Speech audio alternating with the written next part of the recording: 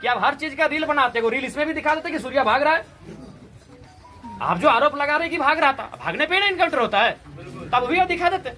और दूसरा बात, अगर वो भाग रहा था तो गोली तो पीठ पे होनी चाहिए थी, पेट पे कैसे है? इनको लगा कि ये पढ़े लिखे वही लोग हैं, वही लोग जेपीएससी यूपीएससी बैठते हैं, इसमें भी दिखा देते कि सूर्या भाग रहा है। आप जो आरोप लगा रहे कि भाग रहा था, भागने पे ना इनकाउंटर होता है, तब भी आप दिखा देते। और दूसरा बात, अगर वो भाग रहा था तो गोली तो पीठ पे होनी चाहिए थी, पेट पे कैसे है? इनको लगा कि ये पढ़े लिखे वही लोग हैं, वही लोग जेपीएससी यूपीएससी बैठते हैं, बाकी लोग तो यहाँ आदिवासी लोग बोका है, इन लोग को लगता है। अगर वो भाग रहा था तो गोली पीठ पे होना चाहिए था, पेट पे नहीं होना चाहिए था।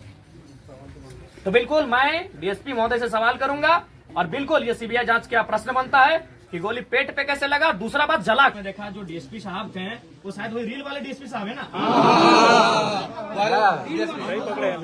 हम उनको व्यक्तिगत नहीं जानते। मैं उस डीएसपी साहब को व्यक्तिगत नहीं जानता हूं, लेकिन उनको रील का बड़ा शौक है। हमने बहुत बार देखा है कि कभी बस में चढ़ के रील बनता है, कभी ट्रैफिक में रील बनता है, बहुत सारे। हमें लगता है उनका हम 2-3 दर्जन रील देखे हैं। तो हम ये जानना चाहते हैं, और बिल्कुल मैं लोकतंत्र के चौथे स्तंभ के माध्यम डीएसपी साहब से ही मेरा सवाल होगा कि सूर्या जब भाग रहे हैं तो आपने कहा रील बनाया, इसमें तो आपको ज्यादा आपको न्यूज बढ़ा जाता है। नहीं बजाएंगे, मैं बार बार कर रहा हूँ, शोक कार्यक्रम है, लेकिन चूंकि भीड़ है इसीलिए मैं संबोधन कर रहा हूँ। तो ये आपने कहने दुनिया को दिखाया इस रील को कि सूर्या भाग रहा है। जब आपने उसके बाद के वीडियो को दिखाया, पुलिस आ रही है, बॉडी लेके जा रही है, तो भागने का एक वीडियो बना देते, चूंकि तो रील वाले डीएसपी है। आपने भी देखा है, मैं इनको नाम से नहीं जानता, लेकिन मैंने देखा वीडियो में बोला रहते रील वाले डीएसपी साहब है।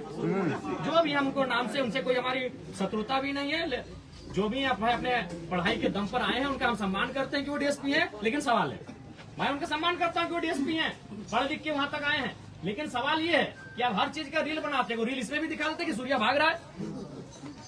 आप जो आरोप लगा रहे कि भाग रहा था, भागने पे ही इनकाउंटर होता है, तब भी आप दिखा देते। और दूसरा बात, अगर वो भाग रहा था तो गोली तो पीठ पे होनी चाहिए थी, पेट पे कैसे है?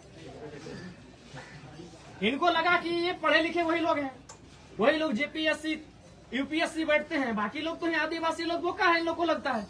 अगर वो भाग रहा था तो गोली पीठ पे होना चाहिए था, पेट पे नहीं होना चाहिए था। तो बिल्कुल मैं डीएसपी महोदय से सवाल करूंगा और बिल्कुल ये सीबीआई जांच का प्रश्न बनता है कि गोली पेट पे कैसे लगा। दूसरा बात, जला कैसे? और जला उस तर्ज पे है जैसे, मैं फिर रिपीट करूंगा कि इलेक्ट्रिसिटी वायर के टच होने से जलते हैं, गर्म दूध के गिरने से जलते हैं, गर्म तेल के, गर्म चाय के, कोई भी गर्म खाना अगर बॉडी पे गिरता है और जैसा शरीर जलता है वैसा बॉडी जला के। सीबीआई जांच हो, सीबीआई जांच हो। आज क्योंकि हमने भी वीडियो में देखा जो डीएसपी साहब थे वो शायद वही रील वाले डीएसपी साहब है ना। हम उनको व्यक्तिगत नहीं जानते। मैं उस डीएसपी साहब को व्यक्तिगत नहीं जानता हूं, लेकिन उनको रील का बड़ा शौक है। हमने बहुत बार देखा है कि कभी बस में चढ़ के रील बनता है, कभी ट्रैफिक में रील बनता है, बहुत सारे। हमें लगता है उनका हम 2-3 दर्जन रील देखे हैं। तो हम ये जानना चाहते हैं, और बिल्कुल मैं लोकतंत्र के चौथे स्तंभ के माध्यम डीएसपी साहब से ही मेरा सवाल होगा कि सूर्या जब भाग रहे हैं तो आपने कहा रील बनाया, इसमें तो आपको ज्यादा ताली वगैरह नहीं बजाएंगे, मैं बार बार कर रहा हूँ, शोक कार्यक्रम है, लेकिन चूंकि भीड़ है इसीलिए मैं संबोधन कर रहा हूँ। तो आपने कहने दुनिया को दिखाया इस रील को कि सूर्या भाग रहा है।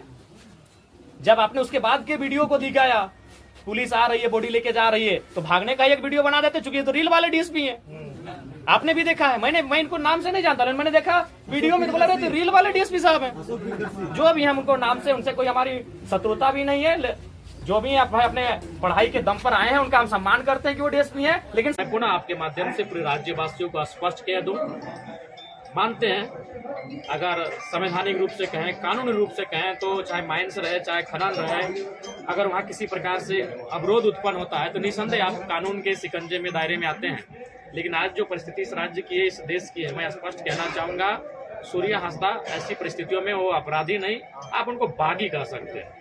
क्योंकि आज ब्रिटिश ईस्ट इंडिया कंपनी भले चली गई है, लेकिन जो कंपनियां आज झारखंड में खासकर रन हो रही है, उनकी स्थिति क्या है आप देख रहे हैं। अभी आप चले जाइए, बड़का गांव जाइए, धनबाद जाइए, मांडू जाइए, आप बोकारो चले जाइए, आप टाटा के क्षेत्रों में चले जाइए, आज भी वही दौर चल रहा है जबरन जमीन लेना, जबरन खनन का काम करना, जबरन अपना वो भी डंप करना, जबरन औद्योगिक क्षेत्र का विस्तार करना, और रैयतों का कोई मूल्य नहीं, रैयतों की आवाज ना सुनी जाती है ना समझी जाती है। तो ऐसी परिस्थिति में सूर्या हांसदा मेरे नज़र में अपराधी नहीं बागी थे, जो कंपनी के गेट के बाहर जाकर खड़ा होकर ये सवाल करते थे कि पहले स्कूल हो, पहले अस्पताल हो, फिर कंपनी का विस्तार हो। तो ये सवाल करना अपराध नहीं, ये सवाल करना गुनाह नहीं। आज उस डीएसपी के जैसा बनना है जिसने सूर्या भाई के साथ गलत किया है, ताकि दोबारा भविष्य में कोई डीएसपी गलत ना करे। वहां पढ़िएगा ना, आप एकदम मन लगा के पढ़ो, अच्छे से पढ़ो, और उन जगहों में जाओ जहां से लोग गलत कर रहे हैं, ताकि गलत ना हो। आज जैसे सूर्या भाई के साथ गलत हुआ, वैसा भविष्य में किसी के साथ ना हो, इसलिए वैसे जगह को इनकाउंटर किया गया, यह बिल्कुल संदेह के दायरे में है। इसकी सीबीआई से जांच की मैं मांग करता हूं, और निसंदेह अगर ऐसा रहा तो आने वाले दिन ब्रिटिश इंडिया को हम पनपते हुए देखेंगे। आप तमाम औद्योगिक क्षेत्रों को यहाँ फलते फूलते, मैंने जबरन हमारी जमीनों को फलते फूलते देखेंगे, ना विस्थापन होगा, ना यहाँ पर किसी प्रकार का मैंने व्यवस्था की जाएगी। तो ये चीजें स्पष्ट कहती है कि आज क्या घटित हो रहा है। हम लोग धनबाद बोकारो को जानते थे माफियाओं के रूप में, लेकिन संथाल परगना में माफिया प्रवृत्ति के सोच के लोग पनप रहे हैं, ये दुर्भाग्य का बात है। इसको लेकर सबको एकजुट होकर काम करने की आवश्यकता है। ऐसे लोगों को, ऐसे गतिविधियों को दूर करने की आवश्यकता है जिससे आम व्यक्ति को वो मुख्य धारा से बाहर कर रहा है। जिनकी सरकार होती है, पुलिस उनके दिशा निर्देश में ही कार्य करती है, और सरकार से जिनको चुनौती लगेगी, निसंदेह पुलिस का कार्य उसी दिशा में होता है। झारखंड सरकार सीआईडी का गठन की है। सीआईडी राज्य सरकार से अलग नहीं होती है, राज्य सरकार के नियंत्रण के बाहर नहीं होती है। तो हमें लगता है कि सीआईडी जो है वो सीआईडी ना होकर